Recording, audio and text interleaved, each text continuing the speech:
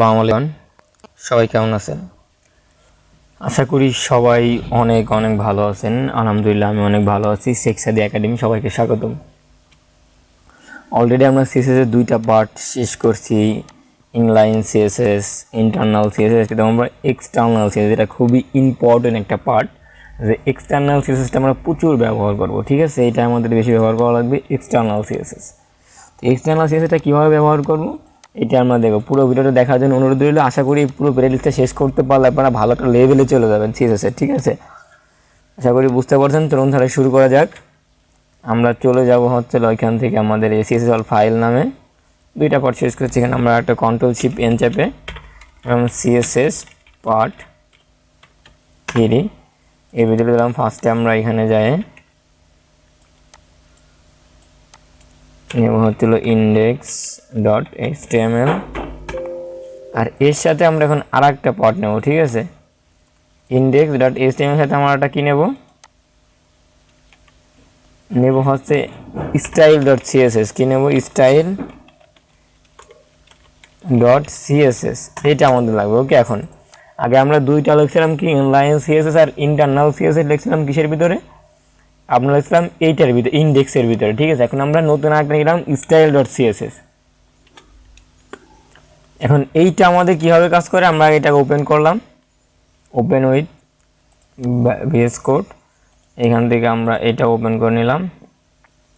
আমরা এইখান থেকে অলরেডি আমরা ফন্ট শেষ করছি, কালার, ব্যাকগ্রাউন্ড কালারটা শেষ করে নিলাম। আমরা পরে শেষ করবো ইনলাইন সিএসএস, একটা ইন্টারনাল সিএসএস, ফন্ট সাইজ।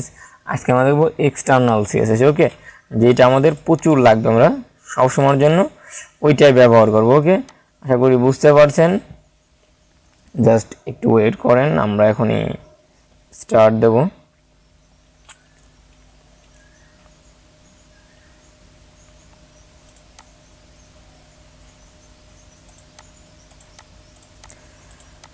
স্টাইলগুলো তো খুবই ইম্পর্টেন্ট, আপনারা একটু প্র্যাকটিস করলেই সবগুলো ক্লিয়ার হয়ে যাবে, ঠিক আছে? প্রতিটা কনসেপ্ট যদি ভালো মতো প্র্যাকটিস করেন আপনারা পার্ট বাই পার্ট, ঠিক আছে?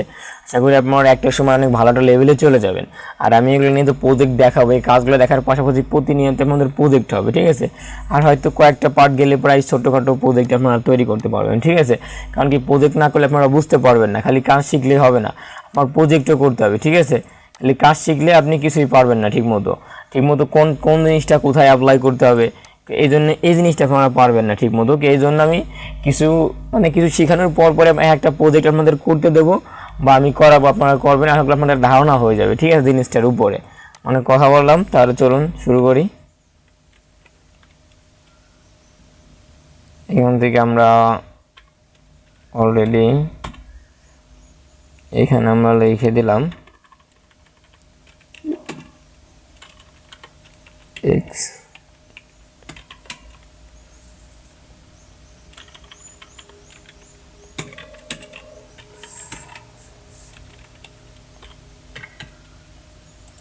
Ctrl+S। এবার হচ্ছে আমাদের সিএসএসটা লিঙ্ক করাইতে হবে, ঠিক আছে? সিএসএসটা লিঙ্ক করাবো কীভাবে? যারা ভিএস কোড ব্যবহার করেন তারা শর্টকাট এইখানে যায়, মানে স্টাইলের উপরে দিবেন, ঠিক আছে?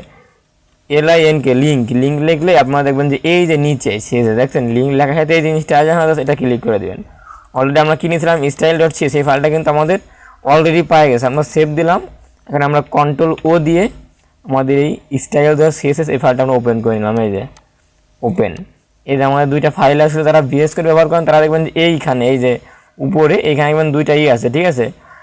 এখানে ক্লিক করলে দুই দিকে চলে যাবে, এটা হচ্ছে HTML, এটা হচ্ছে CSS, ঠিক আছে? কীভাবে দেখাইলাম?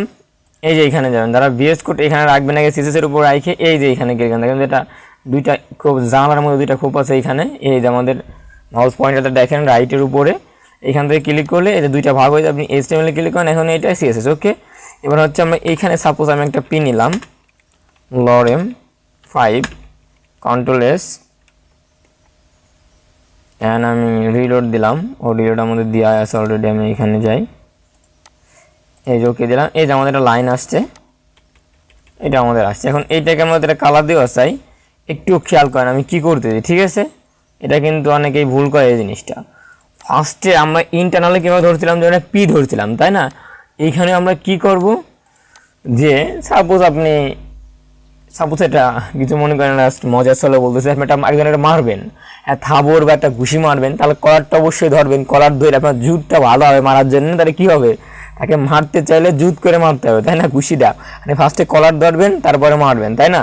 এইখানেও সেই সিস্টেম, আমি একটা কালার দেবো বা ফন্ট সাইজ দেবো, ফার্স্টে পির কলারটা ধরবো আমি টাইনে, কীভাবে, এনে পি লিখে ব্র্যাকেট দিলাম, ব্র্যাকেট দেওয়ার পরে আমি কি দিলাম, কালার হচ্ছে ব্লু দিয়ে দিলাম, ওকে, কন্ট্রোল এস, ব্লু দিলাম, কন্ট্রোল এস, এখন তো রিলোড দিই, এখন এখানে যে এই যে কালারটা কিন্তু ব্লু হয়ে গেছে, আশা করি বুঝতে পারছেন। ঠিক আছে, এর কলারটা টানিয়ে ধরে মারতে হবে, তারপরে ঘুষি একটা, তাহলে কি হবে, তাহলে একটা শিক্ষা পাবে। ঠিক আছে, তাহলে একটা কালার আসবে, সেরকম জাস্ট সিম্পলভাবে বুঝাইলাম। যেমন আমরা যেমন চাই যে ফন্ট সাইজটা বাড়াবো, তাহলে আমরা কীভাবে করতে পারি, এখানে ফন্ট সাইজ লিখতে পারি, ফন্ট সাইজ দিলাম হচ্ছে 50 পিক্সেল বা 40 পিক্সেল, আপনারা পিক্সেলেও দিতে পারেন। তারপরে আপনারা দেখবেন যে আরইএম আছে, ঠিক আছে, এই যে অনেক বড় হয়ে গেছে, আপনারা যদি মনে করেন যে ইসে দেবো, আরইএম জিনিসটা কি, কত পিক্সেল থেকে কত আরইএম, এটা আপনারা গুগলে সার্চ দিলে পেয়ে যাবেন যে আরইএম কত পিক্সেলের সাথে কত আরইএম। ঠিক আছে, তাহলে আমরা চলে আসবে সিএসএস। ঠিক আছে, ওকে, এখানে তারপরে আমরা চাইলে আপনারা এটা কমেন্ট করবেন, কন্ট্রোল চাপে ধরে স্ল্যাশ চাপ দিলে কমেন্ট হয়ে যাবে, ওকে, বড় করে। এবার আমরা দিলাম ফন্ট সাইজ, দিলাম 4 আরইএম। ঠিক আছে, এটা অনেক বড় হবে সম্ভবত, 4 আরইএম, এই যে দেখছেন আগের মতো হয়ে গেছে আবার। ঠিক আছে, এটা চাই আমরা বিভিন্ন কালার দিতে পারি আমরা এখানে মনে করেন চাইলে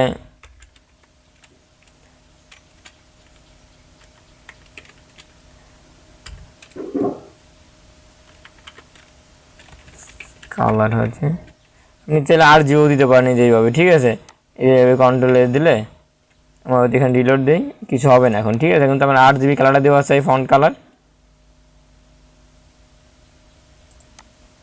আমরা একটা কাজ করতে পারি এখান থেকে, সাপোজ আমি এখানে করে দিলাম 0 0 0 অ্যান্ড এইখানে করে দিলাম 0.7, ওকে, 0.7 একটা কালার আসছে না, আমরা এখানে যাই এটা দিয়ে দিলাম, এটা হচ্ছে 8GB কালার। ওকে, এবার হচ্ছে ফন্ট কালার 8GB ব্যবহার করতে, আশা করি বুঝতে পারছেন জিনিসটা।